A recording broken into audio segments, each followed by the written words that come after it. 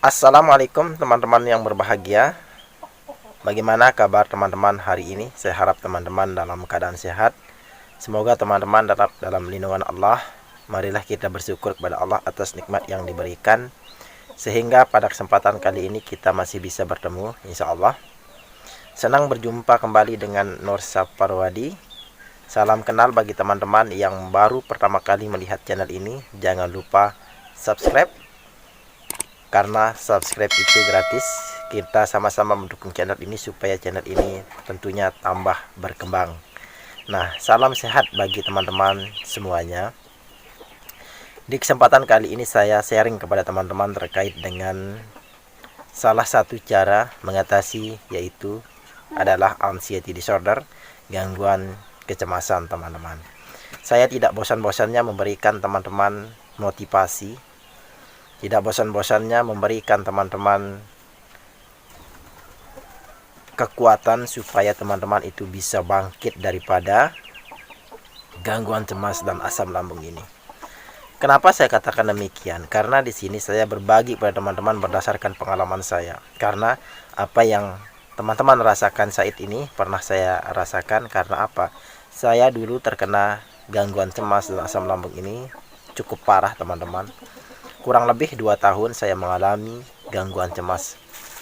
Saya dibelenggu oleh hal-hal negatif. Setiap hari sensasi yang saya rasakan itu, bahkan dalam jangka 6 bulan pertama saya itu tidak bisa tidur teman-teman. Karena perasaan cemas, ketika bangun pagi langsung saya disambut dengan sensasi jantung saya itu berdebar, perasaan takut saya itu. Nah, oleh sebab itu di sini saya berbagi kepada teman-teman bagaimana cara saya mengatasi hal itu semua. Bagaimana cara kita berpikir positif dan mengurangi pikiran negatif itu. Tentu untuk teman-teman, ketika teman-teman bangun pagi, karena biasanya yang saya temukan bahwa orang yang mengalami gangguan cemas ketika bangun pagi langsung pegang handphone.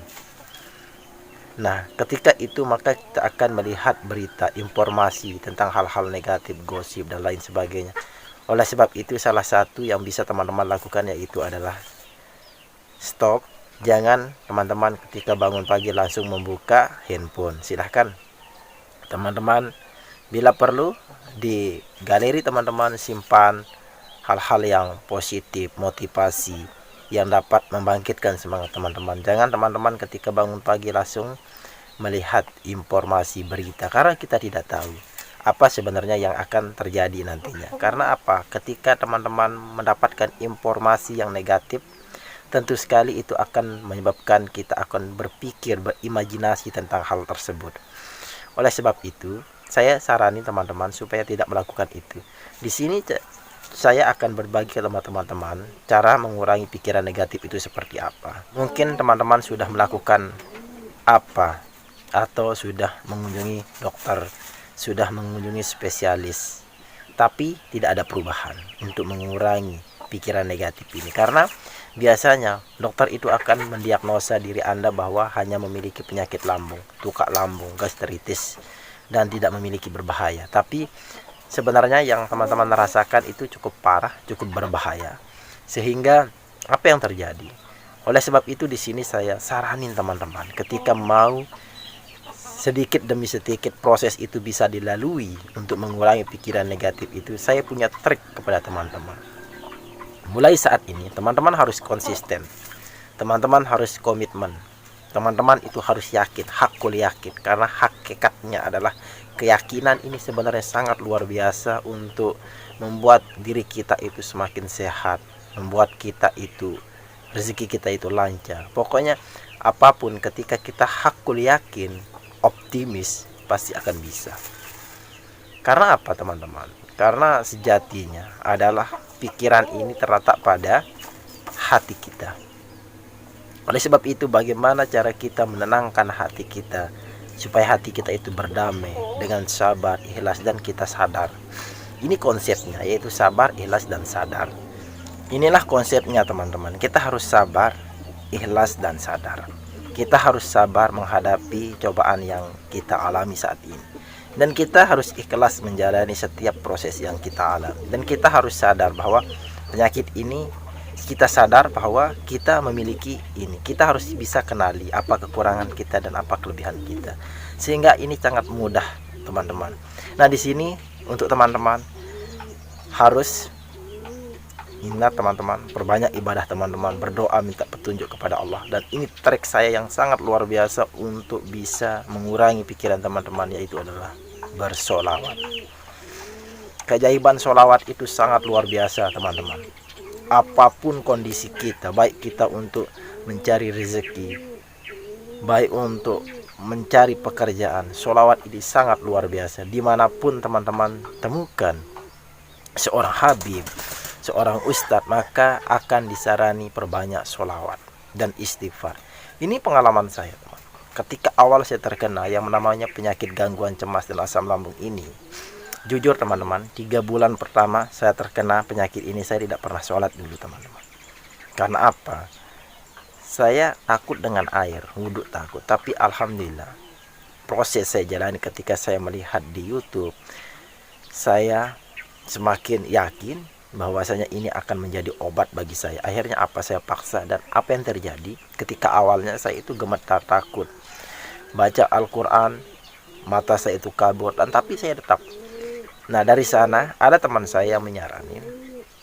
Kebetulan teman ini anak pesantrennya, jadi dia sarani untuk saya baca, sering-sering baca sholawat. Ingat teman-teman, 1 sholawat yang kita baca maka Allah akan memberikan 10 kebaikan kepada kita. Nah, sehingga apa yang terjadi? Saya rutin, bertahap demi bertahap saya lakukan itu. Dan alhamdulillah sampai detik ini saya rutin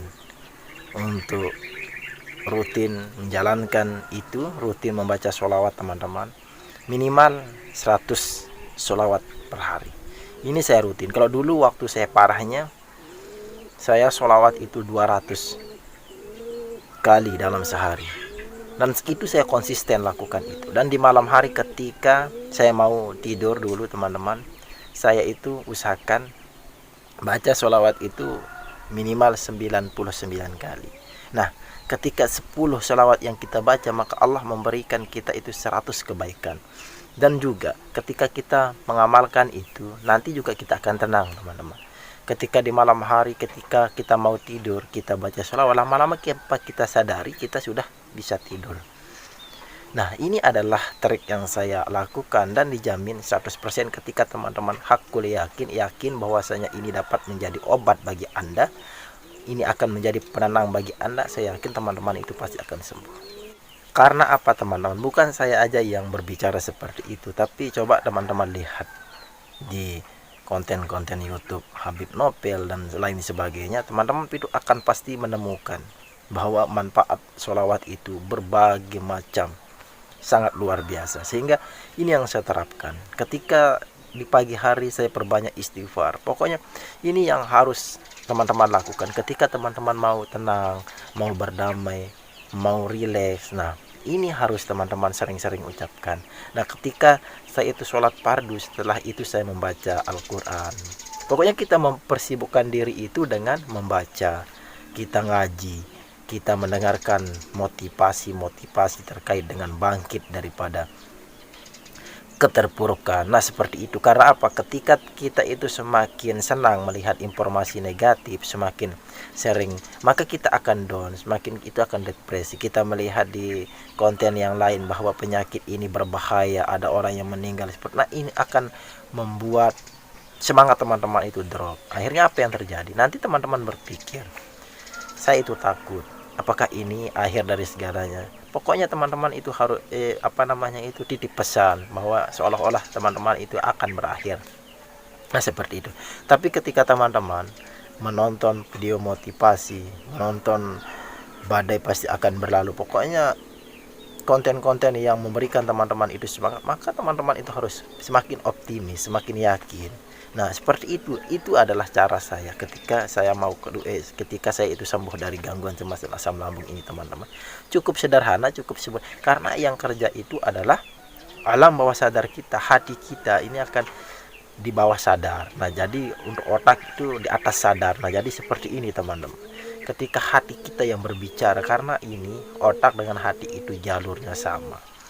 penyakit, karena ini adalah penyakit hati. Jujur teman-teman, ini penyakit hati. Bagaimana caranya kita memperbaiki penyakit hati? Ya, kita harus memperbanyak ibadah. Kita harus mendekatkan diri kepada Allah Subhanahu wa taala. Karena ini kerjanya di hati, bukan di pikiran. Hati kita itu harus kita mampu berdamai. Kita harus ikhlas. Karena apa? Karena ketika sudah masuk di hati, maka itu akan terbawa, tertanam. Tapi ketika kita masukkan di otak, hanya di pikiran, itu hanya sesaat. Nah, pikiran negatif itu, pikiran positif itu kita hanya masukkan melalui pikiran, dan tidak pernah masuk ke hati. Sehingga apa yang terjadi? Baru saja orang memberikan informasi yang positif, Anda memberikan Anda motivasi. Setelah motivasi itu hilang, pikiran teman-teman itu hilang. Lain ceritanya ketika kita memikirkan hal negatif, kita mendapat informasi yang negatif, langsung kita tanam ke hati. Itu yang menyebabkan kita itu ya takut, cemas, takut meninggal ketika mendengar orang yang meninggal di musola, di masjid. Nah, kita itu pasti akan berpikir, saya juga akan seperti itu, dan itu akan terus takut mati. Teman-teman, saya rutin, untuk teman-teman saya kasih tahu bahwa setiap hari Jumat itu saya pergi kuburan, teman-teman. Ini rutin saya lakukan, saya konsisten. Dulu waktu saya pertama kali terkena sangat takut, tapi untuk ketika awal saya pergi ke sana memang takut, tapi saya tetap paksa. Akhirnya apa? Bisa karena terbiasa. Sama halnya dengan gangguan cemas. Takut jalan, takut naik motor. Teman-teman, jika paksa, teman-teman akan bisa karena terbiasa. Ketika 1, 2 kali, 3 kali teman-teman masih takut, tetap lakukan itu, pasti teman-teman itu akan normal. Nah, seperti itu teman-teman. Semoga di kesempatan kali ini memberikan teman-teman motivasi, inspirasi, dan membangkitkan diri teman-teman untuk sembuh dari gangguan cemas dan asam lambung ini. Psikosomatis anxiety pasti akan berlalu. Ingat pesan saya, hakul yakin, saya baik-baik saja. Terima kasih. Wassalamualaikum warahmatullahi wabarakatuh.